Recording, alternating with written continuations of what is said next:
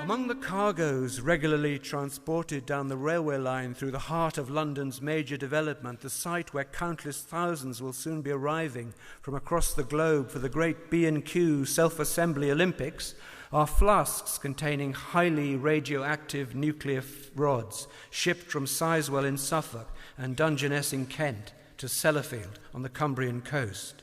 When the Nuclear Trains Action Group contacted the Olympic Development Authority to ask if these convoys would continue to run through the period of the Games, they received no reply. Mayor Johnson knows nothing, remains silent. He has other, more pressing problems. It was only when I studied privately commissioned reports of investigations into extensive radioactive contamination of the 2012 site that I appreciated the implication of the punctured water pipes I'd seen gushing into the River Lee, as Ian Griffiths revealed in an article in The Guardian. Contrary to government guidelines, waste from thorium and radium had been mixed with low-level waste and buried in a so-called disposal cell, a cell which was placed about 500 meters to the north of the Olympic Stadium.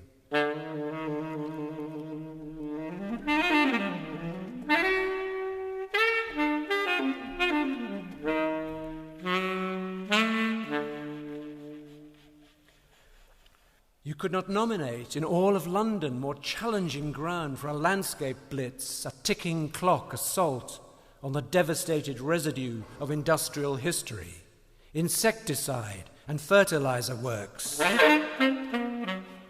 paint factories, distillers of gin, gas mantle manufacturers, bone grinders,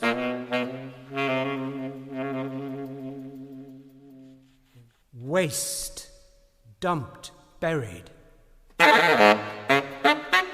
disturbed, distributed, decay, putrefaction, tire mounds, shirtless men smashing white goods with hammers, and the dust.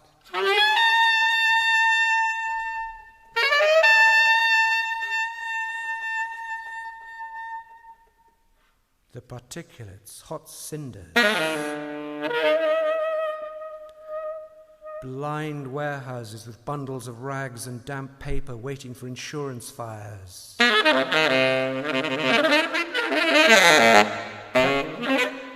petrol reek, black ash, oily smoke saturates fouls underwear. In the dirt they prospect the pinstripe outsiders, the compliant bureaucrats, the sanctioned buck passers.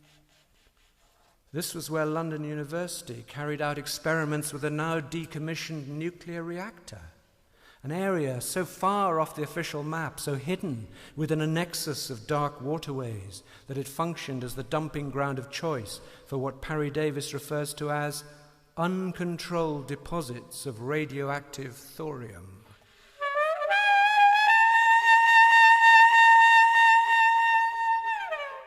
In an Open Dalston blog, Bill presents a photograph by Mike Wells showing clouds of dust and a skip with unsealed bags of asbestos material during demolition of the Clays Lane estate. In the Lee Bank Square estate, residents were concerned about dust from the Olympic site. A recognized pathway to contamination, Parry-Davies said, is by a person inhaling radioactive dust particles. Thorium is particularly hazardous. When their worries were published on a website, the ODA threatened the Lee Blank whistleblowers with legal proceedings. Rumors were rife. I was told that the only consequence of the remediating exercise was to spread low-level radioactivity across the entire landscape of the Olympic enclosure, the dividing fiefdoms of competing contractors.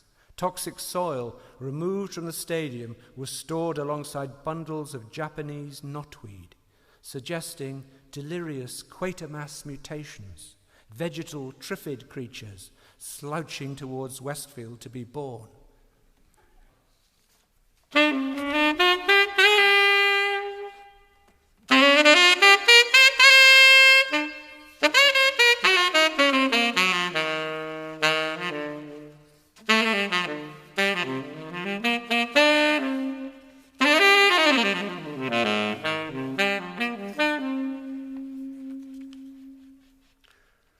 What remains in these rubbish topographies is a category of war zone architecture: concrete bunkers, electrified fences, unexplained posts, burnt-out warehouses, stripped woodland, and fouled water.